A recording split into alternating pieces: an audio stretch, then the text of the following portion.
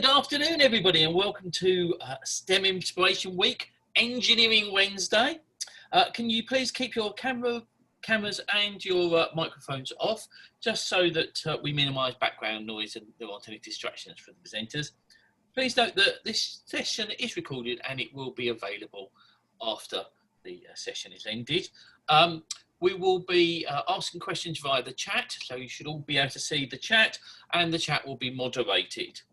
I'd like to welcome Savid Shah from BAKERS, who's going to be talking about what do engineers do, the role of engineers in taking concepts, ideas and technology into the systems, infrastructure and products we use in everyday life. Off you go. Thank you very much. Thank you, Mark, and welcome everybody.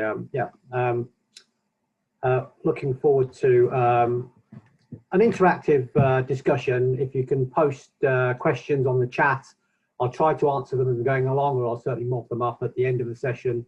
But please do feel free to interact through that way. As Mark says, if you can keep the microphones off, it just helps the flow and background noise minimization. So we'll crack on.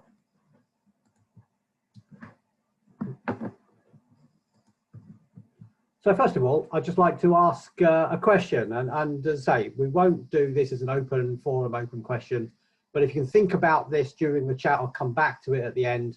I'd just like you to think about what you think this might be. You may recognise it, you may not, but personally, I think this is quite a stunning piece of design. It's absolutely beautiful, but as I say, just what is it? And as I say, I'll put it into context a bit later on. Just to do a quick introduction, a little bit more detailed about who I am. My name's Sanjeev Shah. I'm a senior sales manager working for a company called Druck, which is part of BAKERS, as Mark said. My career, I worked or did a degree in mechanical and systems engineering, which I graduated back in 1988. Please don't do the maths and work out how old I am. It's quite a lot. But I worked as a design engineer for 5 years. An opportunity came to move into a commercial role, and I'm still there, and I really enjoy what I do, which is basically work with engineers at our customers and clients' sites, and then with our engineers within Druck, within BAKERS, to solve our customer problems with the products that we make. And why do I do STEM? UK has got a huge amount of talent, but what I see is not enough of that talent moving into or staying in a STEM type role. I'm presenting today and hopefully soon with this virus, if we can get on top of it, visiting schools. And what I want to do is to inspire children to consider moving into a STEM career. What is STEM? I think we all know what STEM stands for, but I just thought I'd write down a few specifics in terms of what roles, what careers, what pathways are there in the various categories. So science, obviously the three core sciences, physics, chemistry and biology that you see there, but then obviously computer, IT, earth sciences is obviously a big thing at the moment with climate and climate change being a forefront of our minds. Technology, and what does that mean? Nanotechnology, there's a huge amount of work going on in that. Food technology is going to be very important to us and our sustainability as humans and as a planet as we go forward. Engineering, yeah, I'm biased. I've written a bigger list for engineering than the others. And again, huge number of different types of engineer that are out there, and I'll come back to that a little bit in some slides going forward. And then mathematics and some of the things that we do within mathematics, modeling, probability, statistics, just logic and control systems, very much dealing with that. But something that I found on our website, our BAKERS website, just a kind of a mission statement about our business, and what they talked about was our technology, and I just thought it was very apt for this talk.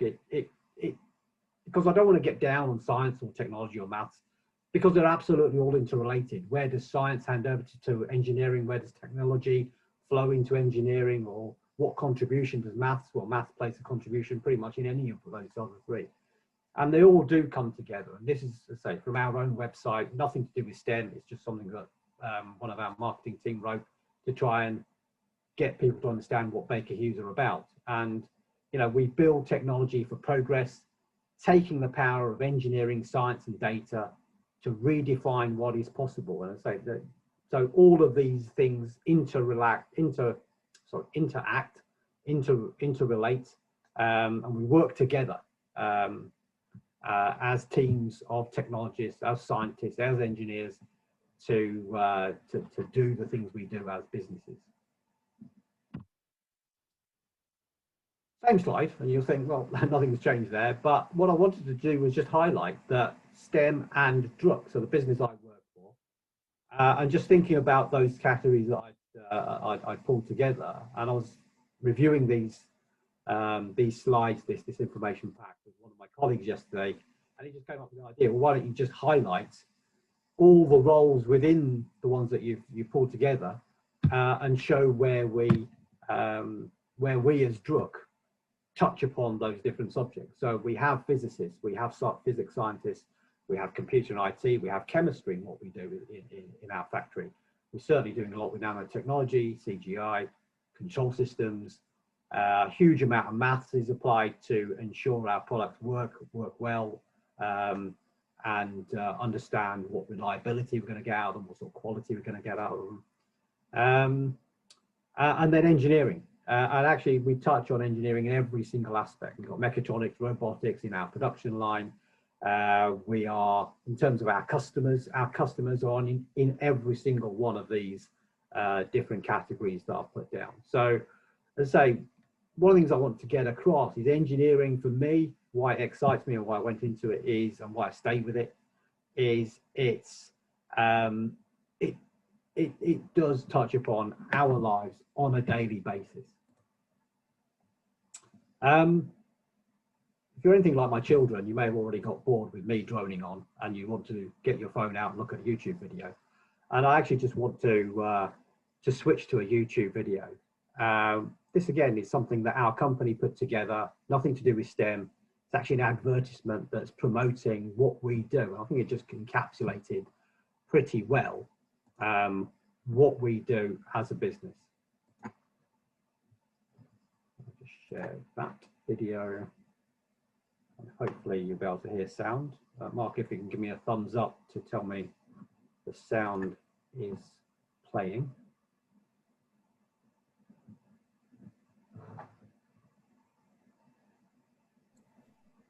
No, you've got no sound. Oh. Just need to enable the sound sharing. Okay, let me go back now. I've got to keep doing that. Okay, I'll just pull that back to the beginning and start again. Everyone wakes up every morning to a world that must keep turning, moving, going. The world can't stop, so neither can we. Because the things we make help make the world go round. We are builders,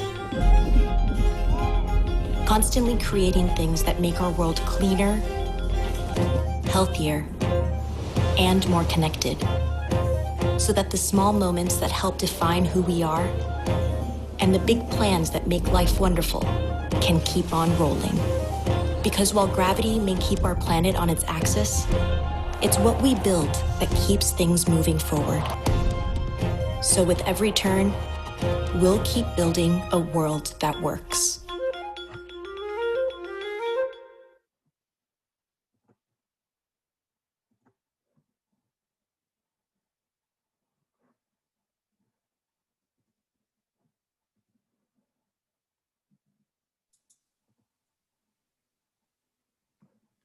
While you're getting your presentation back up, Sanjeev, we've got a question in the chat. What sector of the engineering is most popular?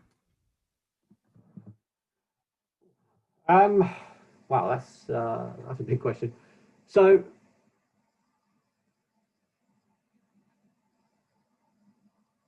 can I come back to that and maybe just think about that a little bit and also just run through some of the other parts of the presentation that may answer some of those questions. It's a very good question. It's what is the most popular?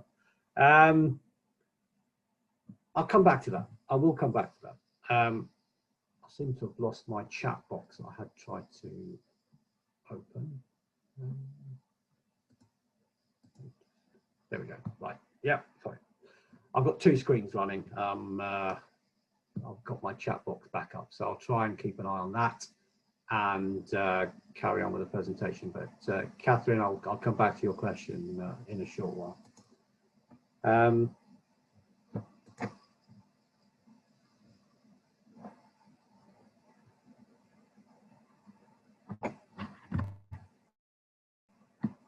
Yep. So, just wanted to, one thing I do get from talking to STEM sessions, talking to my children as they grew up, talking to nieces and nephews and friends of family, is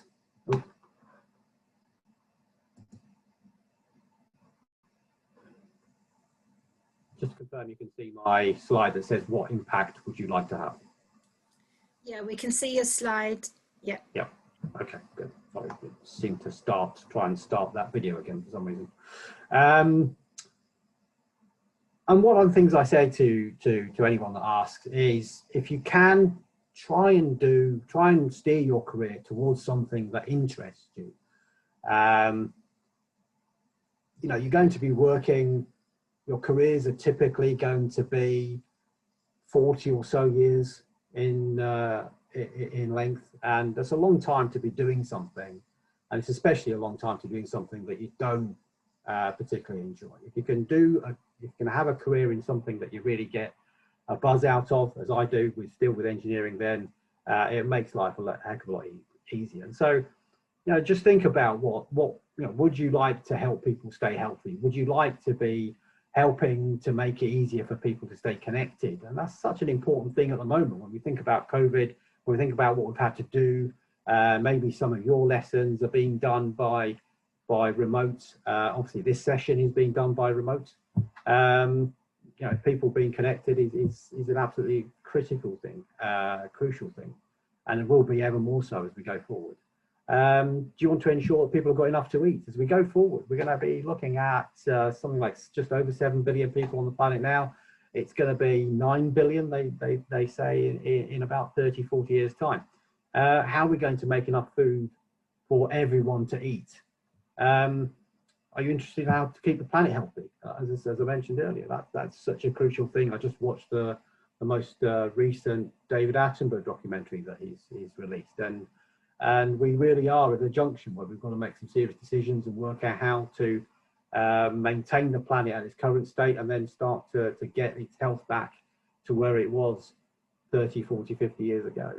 Do you want to keep people entertained? Just skipping a few of these, but are you interested in travel and tourism? You might think I've gone slightly crazy, and I'm not talking about anything to do with engineering there. But one thing I can actually say is engineers are involved with all of these different aspects, different types of activity.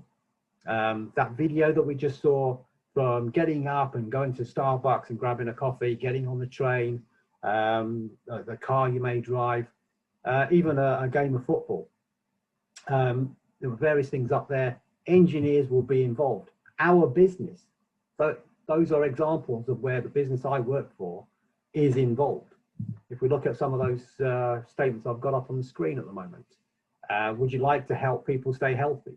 Well, my daughter has now graduated. She is a doctor, but the tools she uses, the MRI scanners, the heartbeat monitors, the respirators,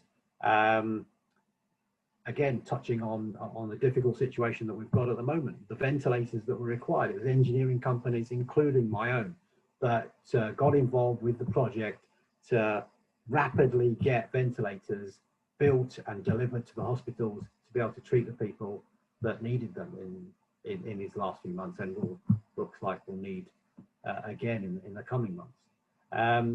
you want to ensure people have enough to eat? It's such a serious topic. We've got to be able to feed the people that are out there, but at the same time, reduce our footprint on the planet as we do that and make things more sustainable. Generally, whether it's food or energy, power, how do we create all that, make all of that, keep ourselves healthy, warm, and powered up, but also do it by reducing our impact on the earth. And all of these things are requiring engineers to come up with ways to make things better, make things more efficient, make things in different ways, use new technologies to completely change the way that we actually act and deliver some of these things. So in every single one of these areas, you can still be involved. You know, I wanted to be a cricket player. I could never do that, but I have delivered systems that are used in football arenas, cricket arenas, sporting arenas. So in my small way, I've been able to at least get involved with some of the things that I love doing and would love to have had as a career. So it may be a bold statement, but absolutely, engineers, as an engineer, you can have an impact on an area, even if you're not on the direct front line of something like entertainment or travel. You could be doing it in an engineering capacity, without doubt. So to kind of expand on that thought process, if we think about an aircraft, there are so many different functions that are required to make that aircraft, get it built, get it then filled with passengers, and then get it off the ground. And just to go through a few of those, aerodynamics, it still boggles my mind. And I've worked with aviation and avionics since I was at university and did that as a specialist module, and then worked in various parts of my career with the aviation industry. That those two wings that you see here can lift a plane that's got 200, 300, even 400 passengers and all of their luggage, and get that off the ground. It doesn't look that big when you actually think about it, but that's what it does. But at the same time, we've got to make the aerodynamics of the plane such that it's the most efficient to cut through the air and reduce the drag, such that we don't, you know, we use as less amount of power and energy as we possibly can, and therefore reduce its carbon footprint. If we look at something like tires, again, if we look at that aircraft picture, those are pretty small relatively. If you stood next to that plane, they're probably about as tall as, well, certainly would come up above waist height and maybe up to head height on some of the aircraft. But relative to the aircraft itself, they're tiny, and yet they've got to do a critical job, which is allow that plane to roll on the ground when it's taking off and landing. It's got to take the impact of the aircraft as it comes down, and in certain conditions that could be quite a heavy impact, and it's got to maintain its integrity and its safety to do its job and continue rolling once you're on the ground, and bring the aircraft to a safe stop. So there's a huge amount of technology and engineering that goes into making the tires, the engines, and fuel delivery. I work a lot with engine manufacturers. I have done throughout my career, and we're now going into a new phase. If you look at power generation, we're currently in the hydrocarbon phase. You know, basically what that means in an aircraft, we're using jet fuel. In your car, you might be filling with petrol or diesel. I'm sure you're all aware we're moving rapidly towards much more electrification, certainly of cars, but also of aircraft. We're certainly working on a number of designs at the moment to get aircraft that will work on electrical power. And I've put hydrogen up there because that's a very current topic. Boris Johnson mentioned it in his speech last week. It's been discussed in various forums. The French are actually a little bit ahead of us. Airbus, who are a big aircraft manufacturer, have just announced that they're going to be moving or developing a range of hydrogen-powered aircraft. And the reason for that is electrical or power density. At the moment, there's a huge amount of power density in hydrocarbons. We haven't got that same level of power density in electrical systems. And by that, I mean, how big a battery do we need to power an aircraft like the one that's pictured there? And actually the battery is too big. You'd either have to reduce the number of passengers to make it uneconomic, or we'd have to make the aircraft a hell of a lot bigger, and therefore we're losing a lot of the efficiency. Hydrogen, we think, is a middle step where we can actually use electricity that's generated through clean means, through solar power or wind power or wave power or something like that, create hydrogen from splitting water into hydrogen oxygen, and then use the hydrogen on the aircraft to create electricity that would then drive electric motors. And that gives us an economic way, a technically feasible way to get an aircraft that's carrying 150, 200, maybe 300 passengers to wherever they need to go to.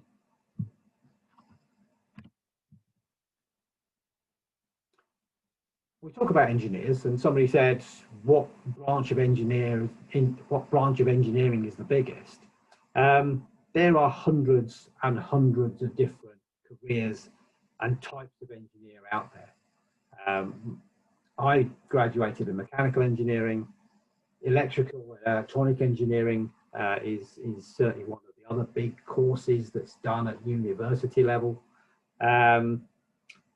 Chemical engineering is a really good course because it gives you a great insight into a lot of different disciplines, and that's actually the course that my son did. He worked in chemical industry for a while. He also worked at Airbus. I saw that one of the schools is based in Stevenage. Airbus Defence and Space in Stevenage build satellites, and my son did an internship there before he graduated, and worked on a couple of programs, some of which you may have seen on the news. There's a satellite on its way to the sun to make a lot of measurements so that we can better understand the sun and how it works. There's also a new Mars rover that's going to to Mars, obviously. And that was another program that he worked on. He's now actually moved into the IT industry. He's working for a software company. What he always wanted to do was become a project manager, a program manager, and he's now doing that for a software business. So chemical engineering, I would say, is a very good option. Petrochemical, chemical engineering,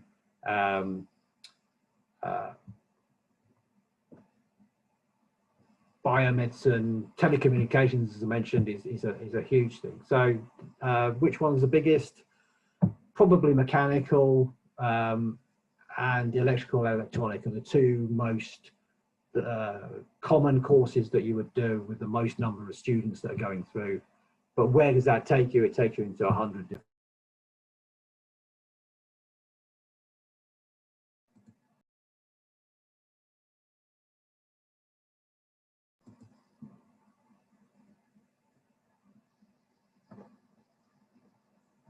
Hello, can you hear me?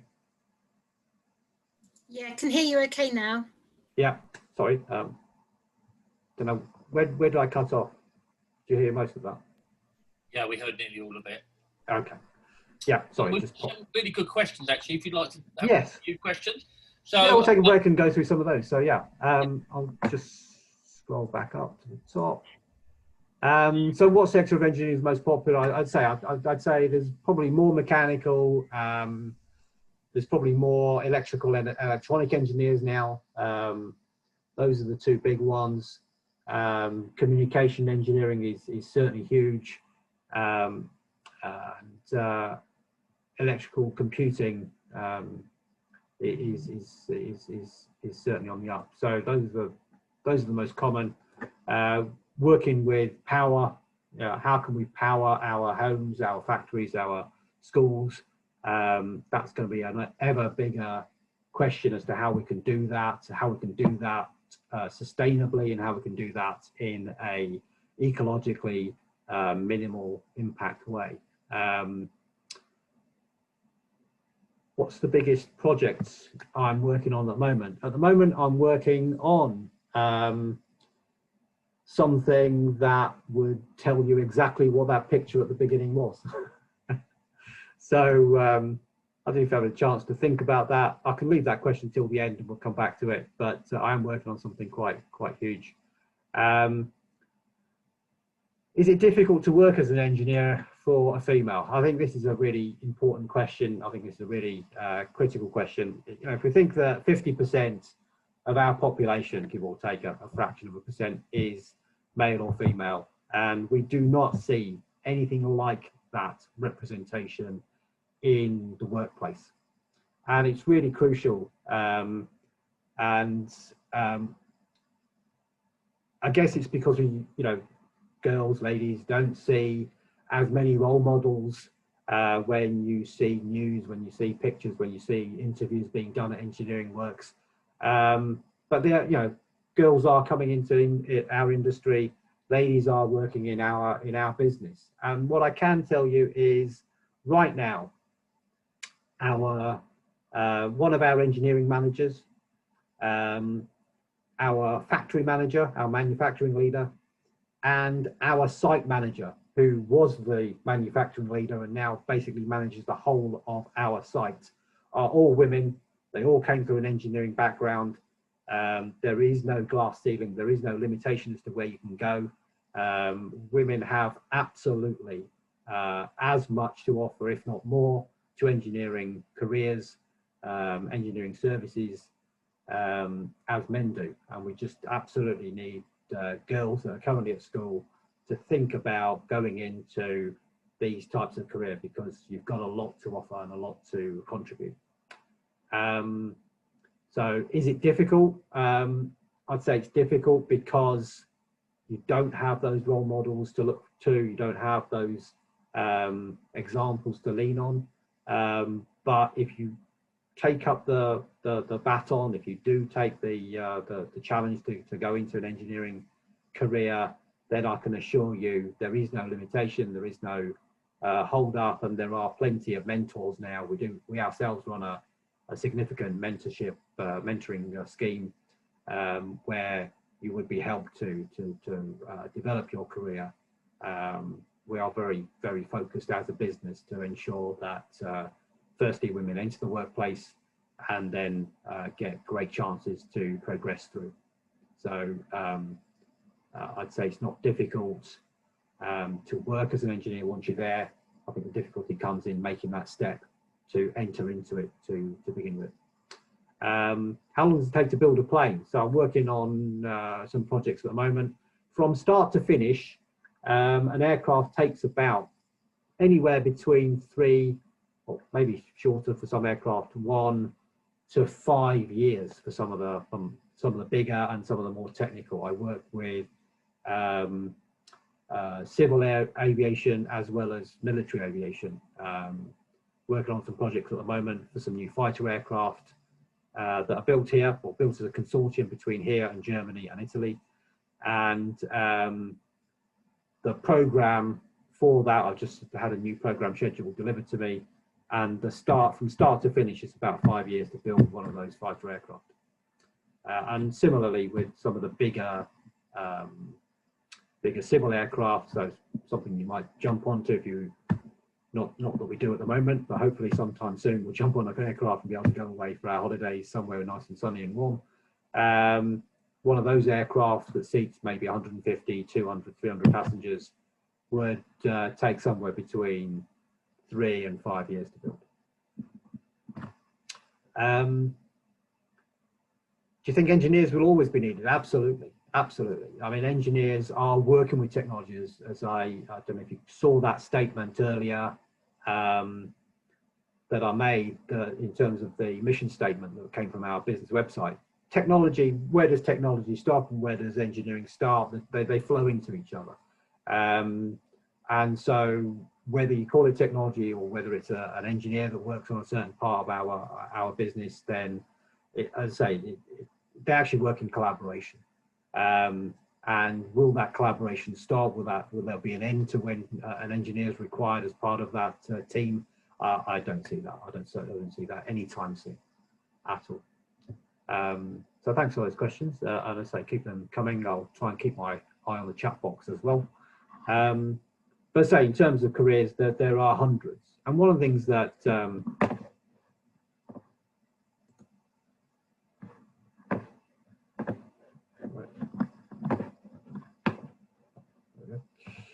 sorry, not that adept at using two screens, so my mouse got lost for a minute. There we go. So just to expand on that, you know, where does an engineering career take you? It can take you in all sorts of different directions. I'd rather you didn't go into investment banking. I do have some of my cohort, some of my graduation year left engineering straight away and went into investment banking. You learn a lot of skills. You are very much multidisciplinary when you are training to be an engineer. For example, during my degree, I did modules in finance. I did modules in law and contracts. I do have to work with law and contracts today. I try to have as little to do with accounting as I possibly can. It bores me to tears, but some of my best friends are accountants, so I can say that. Business management. So if you carry on progressing, you know, one thing, again, I'm very passionate about, very clear about, is we need our engineering businesses to be run by engineers. For too long, our engineering companies were run by the finance people, by the lawyers and contracts people, and by the accountants. And what we need is for engineering companies, as far as possible, to either be run by, to have very senior leadership positions filled by engineers. And again, I'm happy to say that the managing director of the business I work for is an engineer. He was a project engineer, a design engineer, sorry, before that, a project engineer. Following that, he was chief engineer for our site. And just this year, he has been made managing director of our business. And so the sky is absolutely the limit as to where you can go. You learn a lot of skills as an engineer, and you can apply those skills in engineering, pure technology, or you can take them through to actually running the business itself. So I'll come back to this, and if anybody, I'll kind of leave the line quiet for a minute. If you want to type in your guesses to what that thing might be, I'll be happy to hopefully see some good guesses and hopefully some correct guesses.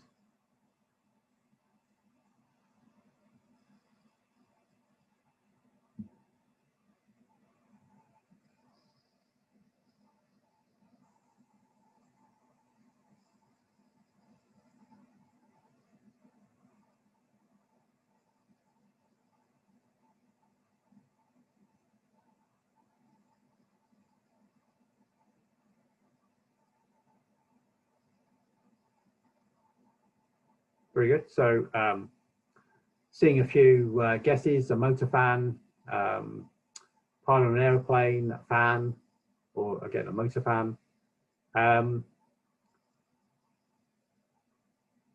Give another 30 seconds or so. I'm just conscious of time.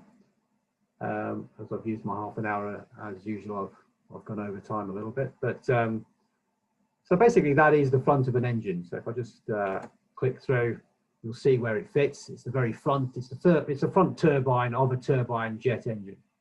And the reason I put it up there is I think it looks fantastic, and I'll come to that in a moment. But it wasn't designed to look fantastic.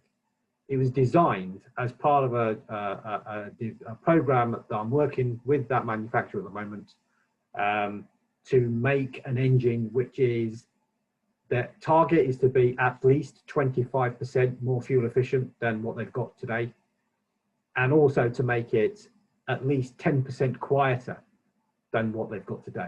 And that's important. As I mentioned, it's important because of the big focus we've got on climate change and reducing our emissions, reducing our CO2 emissions, reducing our use of hydrocarbon fuel. It's important because it's for this engine manufacturers' customers. It obviously saves them money, and that money can either be more profitability, or it helps to reduce the prices for the customers that actually passengers that would board that aeroplane. So you know, fuel reduction has benefits in all sorts of different ways. Reducing noise, again, that's beneficial to the airline, because if the plane's quieter, their passengers are happier, they're going to get more customers. So there's a huge amount of work going on this. It's at its design stage at the moment. We've just started trials and evaluations of the qualification engines, and I hope to see that on actual aircraft in about 3 or 4 years' time. We'll see, but at the moment the aviation industry is in a little bit of a difficult spot because of the reduction in passengers because of the virus, but I'm sure it'll come back. And so we're working on when we do come back to make the engine, to make that aircraft more fuel efficient and have less carbon emission. So who makes a good engineer? Engineers, they're creative, they're imaginative. As I say, we're problem solving all the time.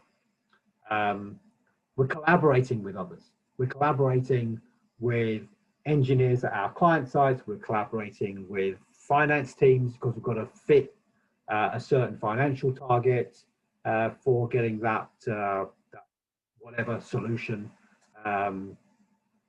completed and in place. We're collaborating occasionally with contracts people. We're collaborating with technologists and scientists and mathematicians. It's a hugely collaborative process, and so you're working in a team. It's a great space to be. I joined one of the talks yesterday that was given by somebody from GSK, a pharmaceutical company, and she showed a picture of her team. And just to go back to that point, do you think there's a limit on women in engineering? Her team was made up of 3 women and 3 men. So, you know, great to see that there is at least one team in one industry out there that's hitting the mark and split 50-50 as the general population is. Engineers are curious and persistent. You know, think about, if you're thinking about going into the sort of career, next time you go on a plane, think about how is it that aircraft wing can get this whole plane off the ground, and then go and do some research into how does lift work? What is the principle of an aircraft wing design that allows the flow of air across it to generate the lift that gets that whole aircraft and all the people in it off the ground?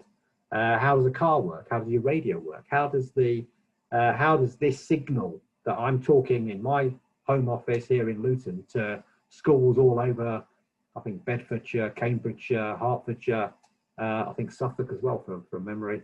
We're all over the East Anglia, and I'm able to talk to you. How does it actually work? What is the mechanism by which my picture gets picked up by this camera and ends up in all of your schools all over this region? Engineers like solving problems. That's what we do. And therefore, as going back to that other question that came up earlier, engineers will be around for, I would say it, I won't say forever, but certainly for the very foreseeable future, and for a very long time. There are going to be problems to solve, and engineers are, through the training that we do, through the learning we do, that's the curiosity that we have to start with is honed to be able to then turn into problem solvers. And that's what we do on a daily basis. And engineers want to make a difference. I'll put that in bold because that's something that you saw in that video. We touch on every aspect of daily lives.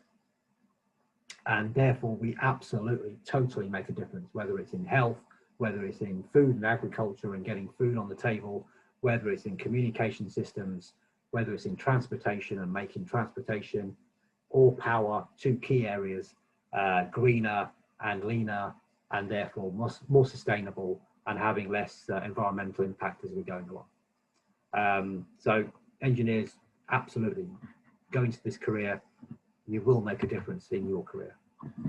And I think these slides are going to be sent out, so kind of touch on a couple there. You get a huge amount of job flexibility with engineering. It can allow you to work in the field that you really enjoy, be that agriculture, food, medicine, but work at it from a slightly different angle.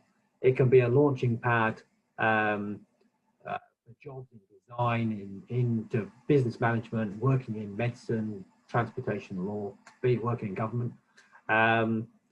And it allows, engineers are generally, we're not lazy, but we do have a good work-life balance, and we do, generally engineers are able to get the job done, leave workplace, and then go and be able to fulfill the things that they like doing in their personal lives. We generally have that. One question that comes up a lot on these talks that I do, and I guess most of them do, is what's the money like?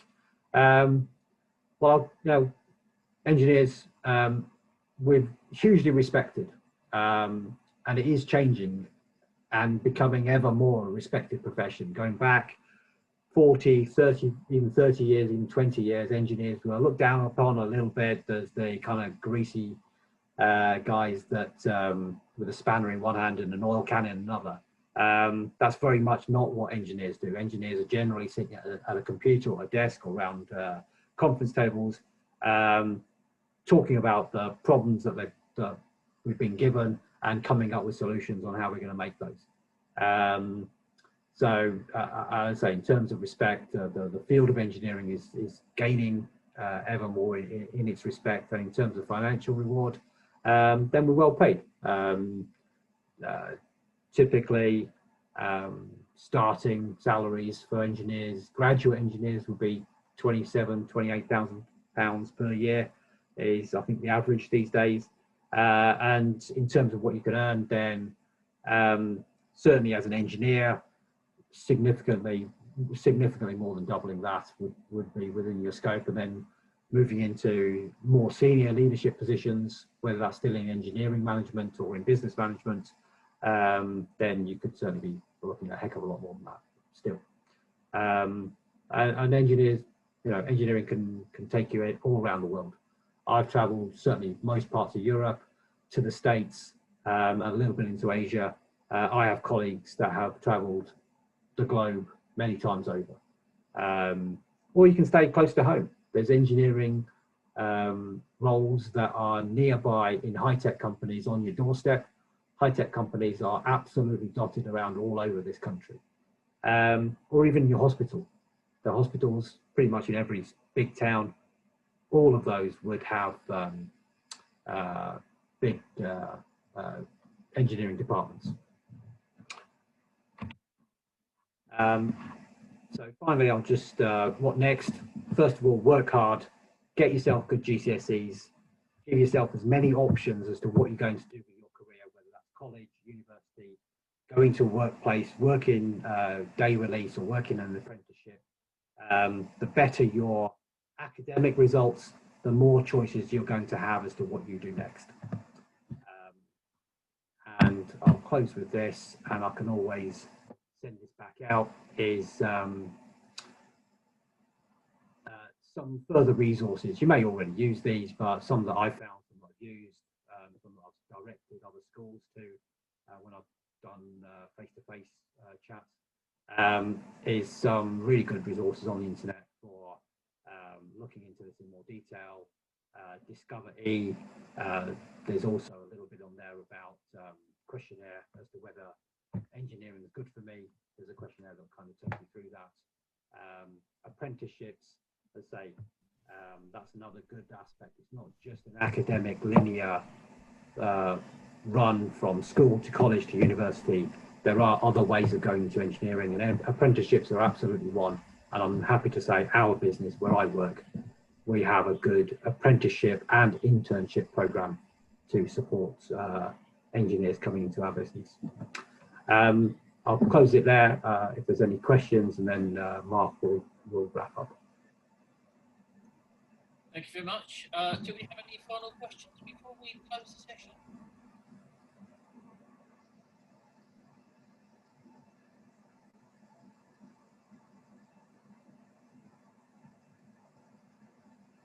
just give them a few seconds. Yeah.